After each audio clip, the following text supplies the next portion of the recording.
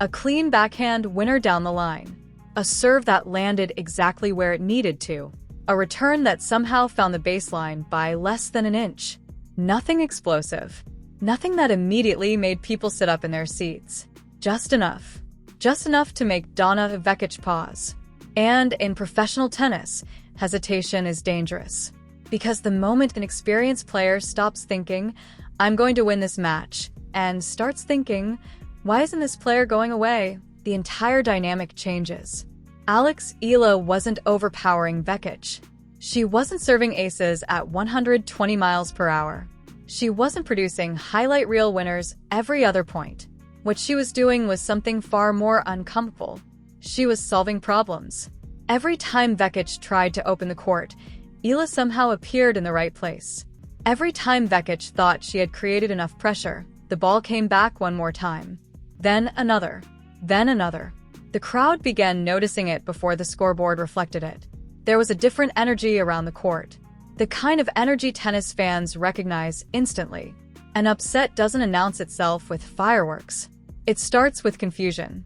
Why is the favorite suddenly looking frustrated? Why is the underdog walking a little taller between points? Why are the long rallies ending with the expected winner shaking her head? The answers weren't obvious yet, but something was happening. Something real. By the end of the first set, the reigning Queen's Club champion no longer looked like the player everyone expected to cruise through the opening round. She looked uncomfortable, and Alex Eala looked fearless. That combination is terrifying, because talent is dangerous. Confidence is dangerous. But talent mixed with complete freedom? That's how tournaments get flipped upside down. When the final point arrived and Eala secured the victory, there wasn't an explosion. There was a moment of silence. The kind of silence that happens when people are trying to process what they just watched. Then came the applause. Then came the headlines. Then came the questions. Was this a lucky performance? Had Vekic simply played poorly? Was this one of those strange first-round results that happen every year before disappearing from memory? Most people assumed the answer was yes. Most people assumed the story would end there. They were wrong, because waiting in the next round was another challenge entirely. And this one looked even worse. Across the net stood a former Wimbledon champion, a player whose name carried weight everywhere grass courts existed, a player who knew exactly how to win the biggest matches on the biggest stages. If defeating Vekic had been surprising, beating a Wimbledon champion would be something else entirely. This was where reality was supposed to return. This was where the fairy tale was supposed to end. The predictions reflected that belief. The analysts praised Eala's effort. The broadcasters complimented her composure. The experts talked about her future. Notice the wording. Her future, not her present. Nobody was discussing her chances of winning the next match. They were discussing what this experience might mean months or years from now. In other words, they still didn't believe. And honestly, why would they? Grass courts reward experience. Grass courts punish hesitation. Grass courts expose weaknesses faster than almost any surface in tennis. Young players aren't supposed to master it overnight. Yet when the match began, Eala looked like she had been playing on grass her entire life. The movement was cleaner. The decision-making was sharper. Most importantly, the belief was growing. Every upset victory creates a dangerous side effect. The player starts realizing she belongs. At first, Eala had entered Berlin with nothing to lose. Now she was entering matches expecting to compete. That's a completely different mindset. And opponents can feel it. They can sense when an underdog is merely hopeful. They can also sense when an underdog genuinely believes she can win. One creates pressure. The other creates panic. The rallies became longer. The momentum swings became larger. The crowd grew louder. What had started as curiosity was turning into support. People love a winner, but they love a surprise even more. Every tournament needs a story. Berlin was discovering its story in real time, point by point, game by game, set by set. And suddenly, the Wimbledon champion found herself fighting for survival. The expressions changed. The body language changed. The confidence changed. Because Alex Eala wasn't playing like a guest anymore. She was playing like she belonged in the tournament. And eventually, the impossible happened again. Another upset. Another stunned reaction. Another favorite walking off the court wondering what exactly had gone wrong. Now the whispers became conversations. The conversations became debates. The debates became headlines. People were no longer asking whether Eala was talented. That question had already been answered. Now they were asking something much bigger. How far can she go? The answer, it turned out, was farther than anyone imagined. Because the third obstacle waiting for her wasn't just in form. She was one of the hottest players on the entire WTA Tour. The kind of player nobody wants to face. The kind of player who enters tournaments expecting trophies. The kind of player whose confidence can overwhelm opponents before the first ball is struck. And yet, for the third consecutive match, something remarkable happened.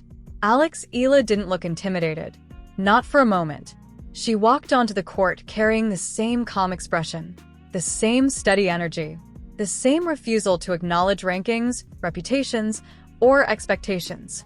To her, it was just another tennis match. That simplicity became her superpower. Because while everyone else was thinking about history, she was thinking about the next point. While commentators discussed narratives, she focused on execution. While social media exploded with predictions, she stayed locked inside the match itself. 1 point, 1 game, 1 set, again and again. The scoreboard kept moving. The pressure kept rising. And somehow, she kept responding. By now, even veteran analysts were running out of explanations. 3 matches, 3 elite opponents, 3 victories. At some point, luck stops being a convincing argument. At some point, coincidence becomes evidence. At some point, everyone has to admit what they're seeing. This wasn't a random run. This wasn't a temporary hot streak. This was a player discovering her level. And that realization sent a shockwave through the entire tournament. Because if Alex Eala could do this against established stars on grass, what might happen when she gained more experience? What might happen when her serve improved? What might happen when her confidence fully matured? What might happen when she stopped surprising people and started expecting these results herself? Those questions followed her all the way into the biggest match of the week. A semi-final that suddenly felt larger than Berlin itself. A semi-final that felt like a glimpse into the future. The atmosphere was different. The stakes were different. The attention was different. No longer invisible. No longer overlooked. No longer a curiosity. Now she was the story. Now every camera followed her. Now every commentator discussed her. Now every fan wanted to know whether the dream could continue. For a while, it looked like it might. For a while, the momentum still belonged to her. For a while, history seemed within reach. Then reality arrived. Not cruelly, not dramatically, just honestly. Because growth in professional sports rarely follows a straight line. Every breakthrough eventually meets resistance. Every rising star eventually encounters a moment that demands something more. More experience, more strength, more composure, more understanding. And that's exactly what happened.